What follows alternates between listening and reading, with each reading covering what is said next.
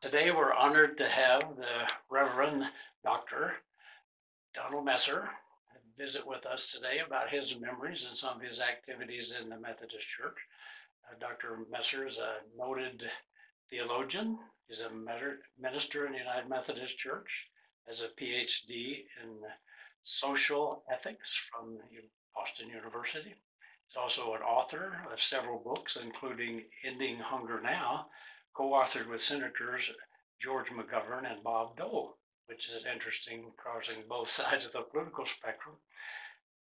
Don was also president of Dakota Wesleyan at the age of 30. I believe at that time was the youngest college president in the United States. He later served as the president of Iliff School of Theology for almost 20 years, during which time he started two new programs for Doctors of Divinity that sponsored through Iliff, and also quadrupled the endowment for the school. He is the chair of the United Methodist Association of Retired Clergy. He's preached and lectured at many churches and schools and civic and international events worldwide. He's traveled the world and spoke for human justice and the rights of all people. He's currently the executive director of the Center for Health and Hope, working to provide education, resources, and opportunities for HIV/AIDS sufferers, their families, and their communities worldwide. Dr. Messer, welcome to Hope. Well, it's good to be back, and I'm surprised you know all that stuff, so thank you. That's my pleasure. Tell me a little bit about the Association of Retired Clergy. What is that all about? Well, the United Methodist Association of Retired Clergy and Friends, as sometimes we call it UMARC, was established 6 years ago when Bishop Karen Alavito was elected and consecrated Bishop of the United Methodist Church and assigned to the Mountain Sky area. Question was raised to me at that time as, well, what can we, the retired clergy, do to help our new bishop, the first openly lesbian bishop in the United Methodist Church, who is facing considerable harassment and considerable opposition in some quarters, and really by an act of the Holy Spirit, I'd say. I didn't have any plans at all. But after I was asked the question, what can we do, I went down to my computer, my keyboard, and typed up an organization and some goals. And for 6 years, we've been functioning. The number one purpose was to support Bishop Karen during a time in which she was not only facing psychological harassment, but physical endangerment because in a violent kind of society in which we live in, there are people who threatened her. But there was also the difficulty that the church's stigma and persecution of LGBTQ persons. And we, the retired clergy, wanted to speak out on her behalf and to challenge other forces that were seeking to harass her in various ways. Secondly, our sub-goal was to support other gay, lesbian, bisexual, transgender clergy, laity, and seminary students in our church and society. And so we formed this organization. I whipped it out really very quick. It wasn't really well thought out in a long process. Took it the next day to a meeting of clergy. They asked me, well, Don, what do you think? And I stood up and read it, and they adopted it. And, former member of this church was there, Margaret Hankins. She was there. She was one of the initial core supporters. We planned to have a follow-up meeting to see if we could refine it a little bit, like maybe 10 people would show up. Well, 60 showed up right then, and the organization has continued to expand. It might have expanded more if we retired clergy had the energy and time to do it, but our mailing list is like 2,500 now and while we called it the United Methodist Association of Retired Clergy, we added friends on very soon to add laity because the laity wanted to be a part of this movement and wanted to stand in support and solidarity as well. I've listened and attended some of the webinars that the association put on. They've been very informative, particularly with what I call the almost chaos in the United Methodist Church now, with the disaffiliation of some of our churches, and our association as strong supporters of the United Methodist Church and the acceptance of the gay and lesbian community as part of our family of faith. Can you comment how that has influenced your association? Well, we wanted the unity of the church. We did not favor disaffiliation or breakaway. That um, we want people to love all people. We didn't want people to break away because they had antipathy toward other persons. So, in the sense that there's disunity, that's a disappointment to us because we would prefer that United Methodists had stayed united, but we also insisted on uh, uh, not to sacrifice inclusiveness. Inclusiveness is in the Constitution of the United Methodist Church, has been since 1968. That's Article 4 of the Constitution. The church was created to overcome racial exclusiveness in particular, but it proclaimed that we were going to be an inclusive body for all churches, all people. Yes. And shortly thereafter, we began to fail at that effort, and eventually it has led to the disaffiliation of, well, at this point, like 8% of them, probably be 10 to 12, 14 eventually. Not the majority by any means, but there is a group of people who simply cannot accept that God's love is for all. And I've spent much of my life by arguing for that, arguing that the very being of the church is inclusiveness. God's inclusiveness, love for all. And you can't then say all but you can't do that. You know, either God's love is for all or it's not. Thank you very much. Also, in your retirement, you helped establish the Center for Health and Hope, which is an activity-based group here in Greenwood Village, Colorado. Tell us how that came about. Well, it began actually before retirement, not in its current form, but in my commitment to reaching out and being helpful to persons living with HIV and AIDS. This has been the great disease with great stigma and great hostility since the early 80s when I came to ILF early on.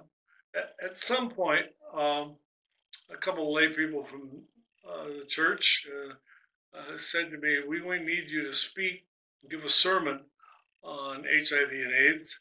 It was either a United Methodist conference or PFLAG. I'm not sure. Probably it was a United Methodist conference. So I was agreed to give a sermon on at this conference. But then, as I began to work on it, I began to realize I knew very little about HIV/AIDS at that time, early '80s. I talked about it, but I didn't know much. So I went to my friend who was the pastor of the Metropolitan Community Church, which is famous for, particularly at that time, reaching out to the gay and lesbian community when mainline churches were so hostile. So I said to Charlie, what can you do to help me write this sermon so I understand? Because his members were dying every day, kind of a Holocaust of sorts. And 6 of his gay members agreed to meet me in the hospital bedrooms. And so I went to the hospital and interviewed these young men who were living, really dying with AIDS. There was no hope, no help. And they helped me shape my sermon as to what they would like to say and how they would like to, message they would like to give. They were young Christian men who said they felt great hostility in their churches, but they had great hope for the church. They had great hope for life. They figured a cure was around the corner. And so they helped me write that sermon, which I call "The Lord is My Shepherd." And so that kind of began my efforts. I promised them I would continue to carry their message, which was fundamentally one of hope and of help. And after retirement, one thing led to another, and I started the Center for Health and Hope as a nonprofit. I've not been unemployed. I've been unpaid.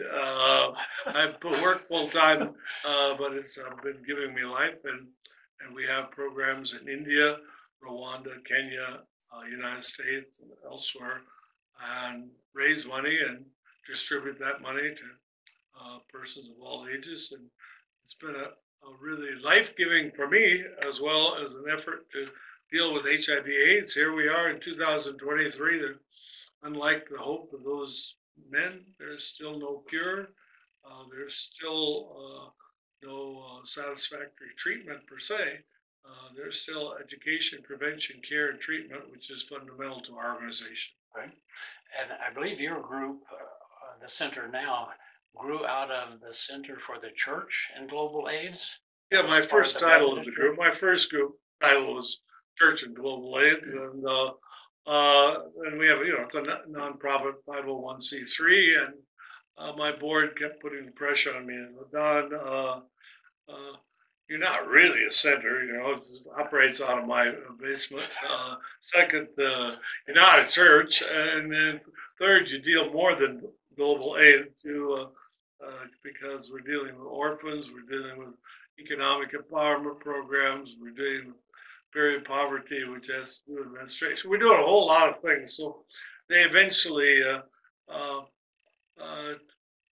persuaded me that we needed a more inclusive title than I had originally given it, without sacrificing our focus on our fundamental mission, but being more inclusive. I thought that would be a big problem to make a change. Of course, I was wrong. They were right. The change went very smoothly. Actually, people liked the title Center for Health and Hope. It was easier for them to remember.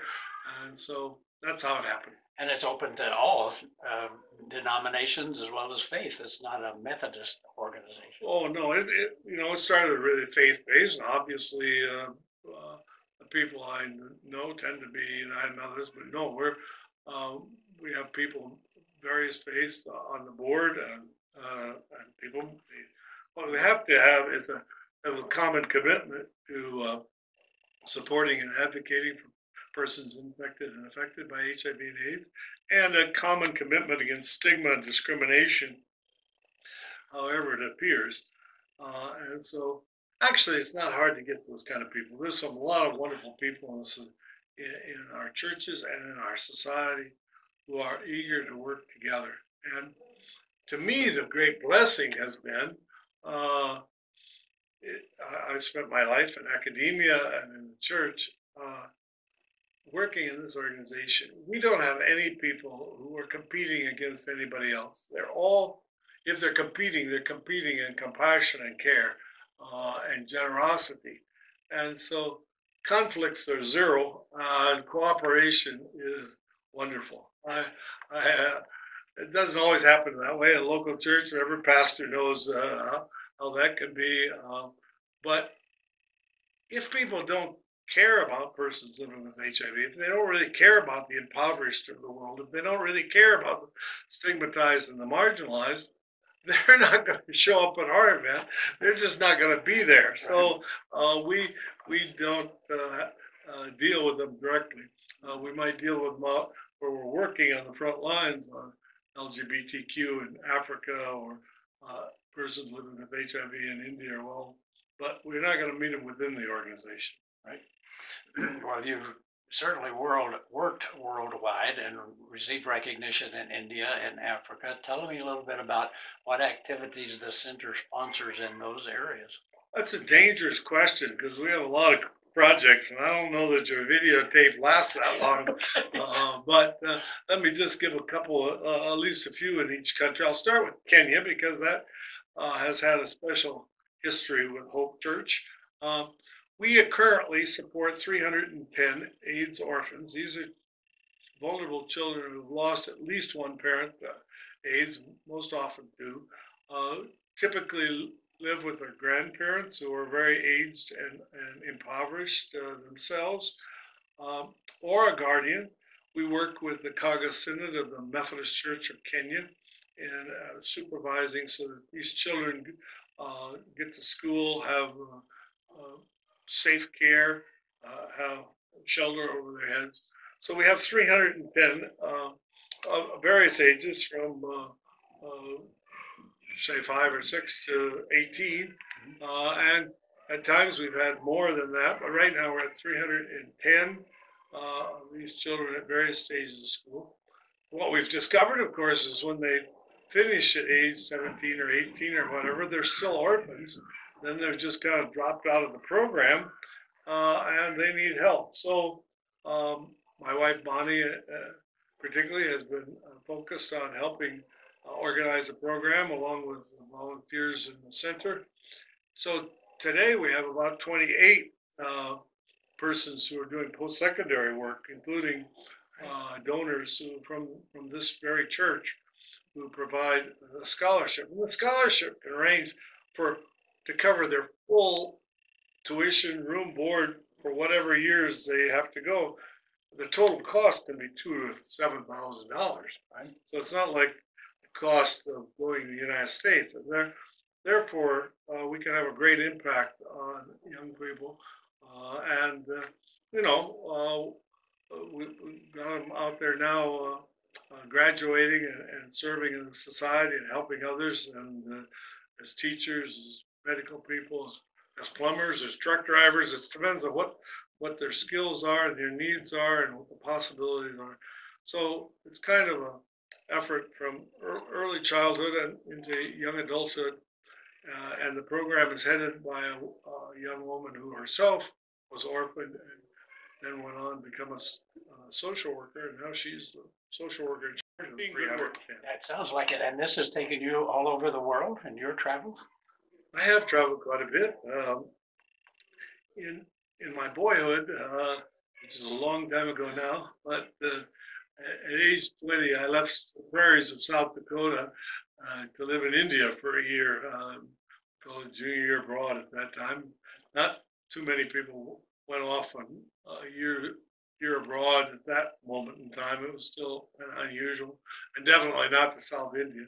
Right. So I started back when I was 20, traveled around the world, spent a year in India, and then since then, of course, continued to have contacts, and more recently with the Center for Health and Hope,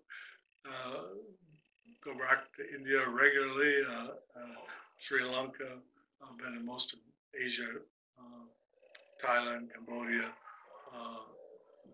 Malaysia, Singapore, so forth. And then in Africa, Kenya, Malawi, Zambia, South Africa, Rwanda, where we have quite a bit of work, Ghana, Cote d'Ivoire, and a few other places in Latin America as well. I don't need to do a whole travel thing. Sorry about that. It certainly kept you busy, that's for sure. Well, it keeps me a little bit younger, That's true. Well, thank you for that background. You also mentioned before we started this interview that you and Bonnie, your wife, attended Hope Church for a time. We did. Our son was in high school then. Kent was in high school. I don't quite know how the circumstances were. Al Brown was the pastor. He wasn't the greatest preacher, but I liked his genuineness of what he said. When I came to church, I was a seminary. I liked this. When Al spoke, I felt there was an authenticness to it. So I enjoyed coming to church. Kent was very active in the youth group at that time, and he actually was elected the conference president of the youth. So he did a lot of track activity and travel, and I guess he would have been representing Hope Church at the same time he was doing that at that period of time. I think so. Al Brown was the pastor when I joined this church back in 1979. Well, I maybe mischaracterized his preaching, but he was I thought, a very genuine, loving, caring pastor, and I liked him very much. Well, I grew up in a rural part of Texas, and we had a saying for people with Al's characteristics that he was a good old boy. Okay. He was just an authentic person, and that came across. I agree with you. It may not have been the sharpest preacher in the world, but he was certainly a good human being, and he resonated that with a lot of people. You also knew Dr. Vickery when he was pastor here? Yes, we weren't members at that particular moment, but I knew Dick Vickery for a long time. He and I were in seminary together at Boston University, and so I think he was a year older than me, if I recall. We sang in seminary singers. The difference is that he could sing and I couldn't, but I was the patriarchy and sexism that day. If you were male, you could sing in the seminary singers, so I sang in it, but Dick had good qualities of singing. Um, he and his wife and Bonnie, we were all engaged the same period of time and married at the same time, and I actually knew Nick prior to moving to Colorado because of those connections. Right. We in those days we were both very poor seminary students. Once we were married, we moved back to Boston. We took our brides to Goodwill Housing, which was torn down a couple of years later and made a parking lot to tell you how quality it was. But we lived on sixth floor. That was we had to have a shared common bathroom because there wasn't there were apartments, but they were. It was really a rickety old building. It was fortunately there were no fires because I don't know how we'd have done crawling down the rope because there wasn't any fire escape except for a rope. So. Oh, well, you also mentioned that as part of the Retired Clergy Association, Margaret Hankins was part of that group. Tell us what you remember about Margaret. Well, I knew Margaret for a long time in many settings because of her leadership, not only at Hope Church, but in the United Methodist Conference. And she was articulate, and she was among the first feminists in the church, you might say. Well, maybe not the first, but one of those well organized and planned and organized things in the conference, or role and status of women. And then she was definitely a part of UMARC. We see our founding photo. She's seated there and tragically died much younger than she should have. Amen. Margaret was the first female lead pastor at Hope, and the staff parish committee at that time was a little concerned about that. But after months hardly passed, everybody loved Margaret Hankins, and she has been a beloved pastor of this church, and for all the people that she served while she was here, she was very well honored and revered as a very effective minister and pastor here. So we loved Margaret. Wonderful. I believe you also know Dale Beck. Dale Beck was here for a senior pastor here. Yes, well, and I've had more recent contacts with Dale because he's up at Estes Park now, yes. And he may be retired, but he's still pretty active. In fact, he led a campaign at Estes Park this past December, along with other people up there. They decided that they would raise money for the Center for Health and Hope. They'd raise $3,000 to support building a home in Kenya for AIDS orphans. They called it a grandmother's home. So they decided that they'd start an Advent and raise $3,000 by Valentine's Day.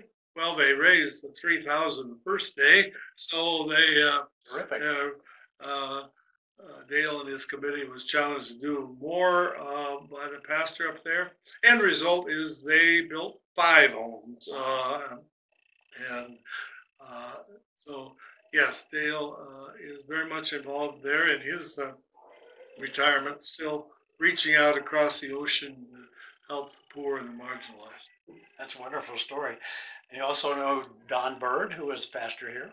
Yeah, Don was very active here and gave great leadership, showed great hospitality toward the Center for Health and Hope. We kind of started the annual breakfast that we've been holding every fall here at the church. Don was key to it. And of course, as I recall, Don went to Kenya as well. That's right. And so, yes, I've had good contact with a number of your good pastors. You also remembered that, told me that you knew some of the laity here, that Clyde Oakley and Patty Jo Oakley had been involved in some of your projects. Well, they have great us. They've been supporting and helping with some of these aid scholars that I did, post-secondary students. They have a great record of having supported through this church and through the center people who are now giving a big leadership in Kenya. Well, let's get to what we really wanted to talk about, and that is your relationship and working with Ann Ford, who was a beloved member of Hope Church, who passed away, unfortunately, on Christmas Eve of 2020. Tell me how you first met Ann Ford. I can't be absolutely sure how I met Ann, but she and I were serving on the United Methodist Global AIDS Committee for the conference. So this is a subcommittee, and we soon learned that we had commonalities of interest there. And we also learned how to manipulate the committee for our own interests. And Ann was always interested in how she could find more money to help people in Kenya. And since I had that common interest too, we soon discovered that whoever volunteered on the committee that had the Bridges of Hope program or something called like that would be a fundraising at an annual conference, and they'd have a bucket out and raise money. Whoever organized it got to decide where the money went. Well, it didn't take long for Ann and I to discover when the chair said, would there be anybody volunteer? Oh yeah, both our hands would spring up, because organizing something was quite common for Ann and I. We could organize something we could get, and then we would get together and decide which project in Kenya that we were going to support. So we soon learned that strategizing on those kinds of projects. I know she read that book on hunger that you mentioned that I wrote with Bob Dole and George McGovern. And actually, I think she read it better than anybody because she learned about planting gardens there. And so she began, I did the talking and she did the working, she did the doing. Some idea that I might pop in my head, but then she put it into play. So I know she planted gardens. And so just increasingly, we began to work together over the years. We traveled to Kenya at least 3 times together, or at least we were there 3 times, or overlapping if not together. And we met for a meal, pretty close to once a month. And you could always be sure you sit down with Ann, and first thing she'd do is pull out her list from her pocket of things she wanted to go over with me, because she had this, we got to do done. Yes. Well, if you're going to use some adjectives or characteristics to describe Ann, what would you say? Intelligent, compassionate, caring, fun, cutting edge, right? Till she died. She never stuck in the past. She was always, she would have the latest clipping on what was the most serious need for HIV and AIDS, or impoverished people, or transgender. She never was stuck in the past. She was always on the cutting edge.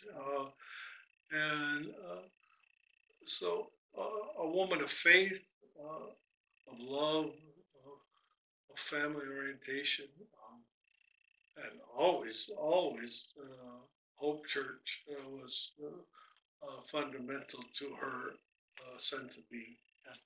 Well, as you know, she sponsored through this church 18 or 19 different mission trips to Kenya, and invariably would ask for very little money from the church. But she would ask the participants to essentially fund themselves or get people to cooperate with them to raise the money to go. Some of those kids I taught in Sunday school when they were in senior highs that are now members of this church, and one, Annie Rigo Arnold is a member of the clergy that grew up in this church and were impacted by Ann's personality and her drive to see things done. And she really took this on. Much like you, she did that in what some of us would call her retirement years. She lost her husband, Jim, and then all of a sudden she was involved in all of these different projects and had things going on all over the world. But Kenya really hit a soft spot in her heart for some reason, and she was just adamant about, we're going to do these things. Well, Mama Kenya is the way she's known in Kenya. Yes, I believe she was 73 or 74 before she really began her mission career, which went right up till the time of her death at age 96, bordering on 97. And last summer, she made her last trip back to Kenya, trip number 20. It was a one-way trip. She had asked, and her family had concurred, that I take her ashes back. So I took some of her ashes back. Some are here at Hope, and some are in the mountains where she loved to ski. Yes. But I took a package of ashes back, which is something that was hard for me. I was used to doing that myself, really, but out of love, I did. We had a memorial service at the foot of a tree that's planted in her name, and there's a sign out there. And I asked people to speak, and of course they spoke. I think there were 3 or 4 Kenyan bishops there. There were these scholars that she's funded. We haven't talked about yet, but there were people from Chuka Church who came some distances. A church that she and this church have supported. So there was well over 100 people. Most who wanted to speak. They sang. We danced, and we went out to the tree. And I had asked a few of the young people to help spread the ashes under the tree. But it soon became evident that Kenyans have no experience with ashes. It's just still not on the horizon, though the bishops told me it's coming. But so this was a new service for them. I see. But they all wanted to participate. So this bag of ashes, literally from the youngest child to the oldest bishop present, helped put some of her ashes at the foot of her tree, which she would have loved. This was just, and it was a beautiful memorial. People remembered the impact of Hope United Methodist Church, the impact that Ann, her family, our friends, the Center for Health and Hope had. And so I felt very blessed, very honored, though I cried because Ann wasn't ready to die, and I wasn't ready to see her leave. I agree. It was quite an honor that you were asked to do that, and on behalf of all of us who loved it, and thank you for doing it.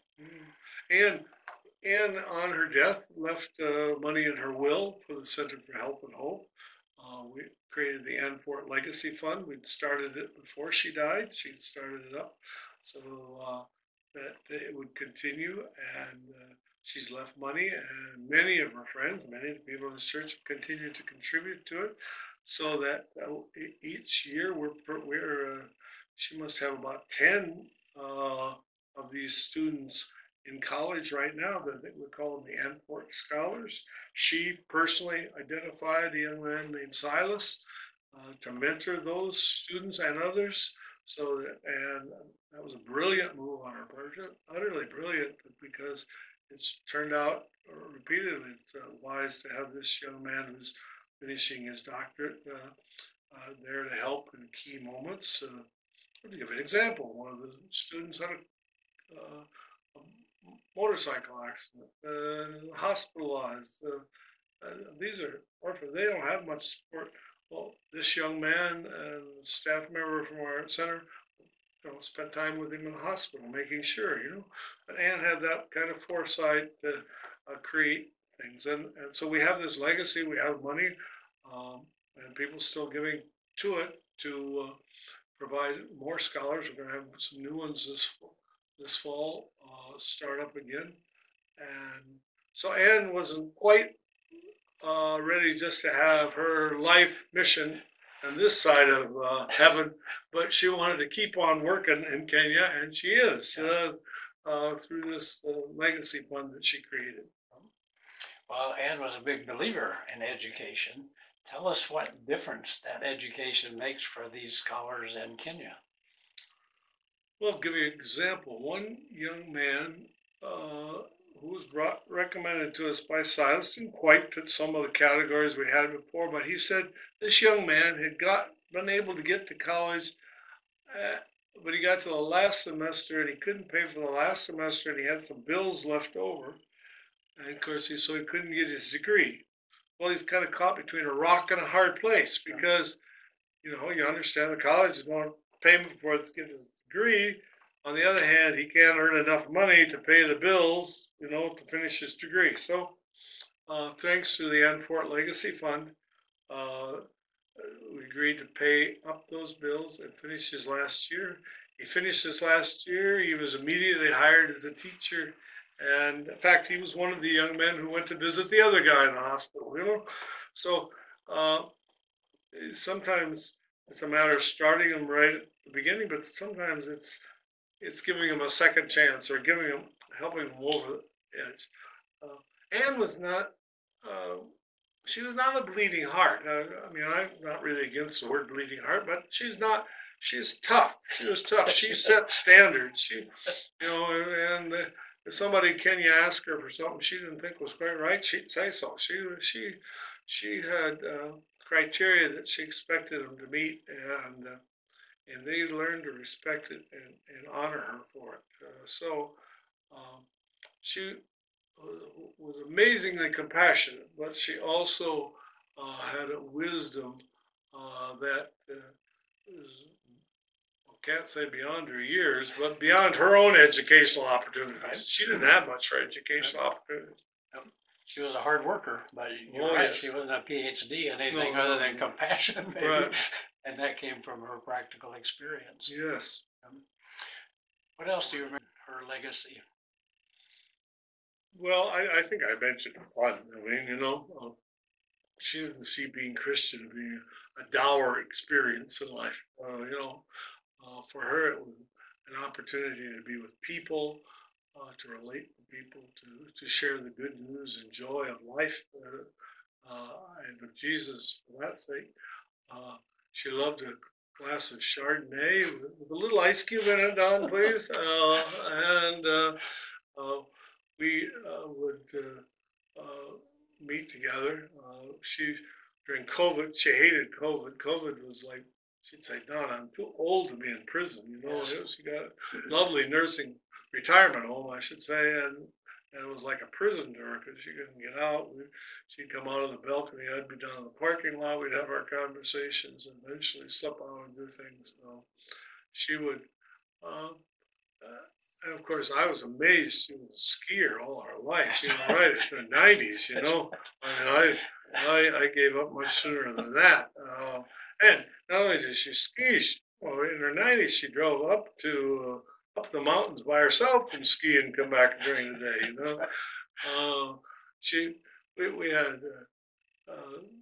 She said, I remember the day she said, well, I'm quitting skiing. I told my kids I'm going to quit because I fell. Well, I fell twice, but I only told them once because they could only handle once, They weren't prepared for that. Yeah, they wouldn't be prepared for two, so once was enough for them. But she was always ready for a party, adventure, meeting new people, reaching out, and traveling, of course. In Kenya, we went, one of our times she was involved. We had a fundraising campaign beforehand to distribute malaria nets, water, not coolers, but cleaners, whatever you call them, and condoms. And so she was busy doing all those in her 90s, So she was a person of enormous integrity. She incorporated the very deepest values of the Christian faith, and she lived a life of love and service. Amen to that.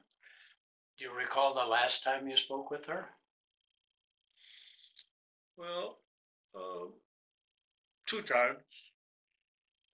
Uh, the time after she'd been diagnosed with a cancer had come back, because we'd gone out to Panero's for our lunch, and she had pulled out her list, and then she said, "Well, Don, we got to get through the bad part first here, you know. I have been really diagnosed. I'm stage 4 cancer. Um, I'm going to die, and I'm going to fight it. And well, let's get over that." Um, well, we did talk a little longer. In fact, she then described the funeral service she was going to have, and unfortunately, I didn't. Well, I was probably crying. I didn't. My memory's not good enough, and I didn't have a piece of paper quite handy enough. I needed a video because she demonstrated right there in the restaurant how she wanted to have this conversation between her and heaven and the people at Hope Church, and she gave a little routine there in the booth, and I wish I had recorded that for you. And then we went on to the next item. So that was very memorable. I got notes right here yet from that time, but they're not as extensive as they should have been. And then I was called to her bedside to pray and drink over. I couldn't even get very close. That was just before Christmas, and it was very, very, very, very sad. Even though she lived into her 90s, most of us thought she went too soon. Oh yeah, no, yeah. And she certainly did. She was ready to go, and Had things to do. yeah, things to do, and ideas to share, and projects to raise money for, and she really did believe that mission was at the heart of the church's purpose, and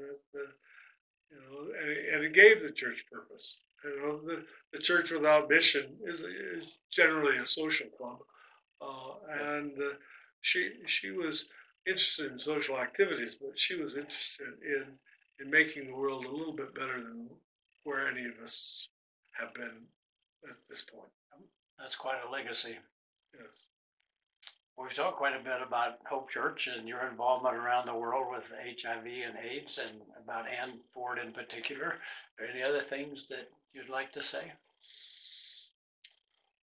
Well, I'm a strong believer in United Methodism and our values, inclusiveness, mission, service, of reaching out to all people. I think the connection that we have as a denomination and as a people is important around the world. Our ecumenical interfaith perspectives make us unique, so that it guards us from kind of an exclusiveness or excessive pride in who we are.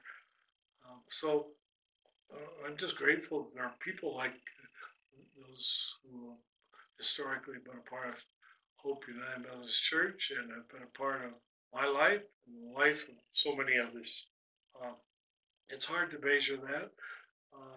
Coming generations may not quite understand, I'm not certain, but there is a vitality here and a vision and a voice for justice and for compassion and care that you don't just find anywhere else down the street. Dr. Messer, thank you very much for sitting for this interview. We really appreciate your cooperation. Thank you for the opportunity. Our pleasure.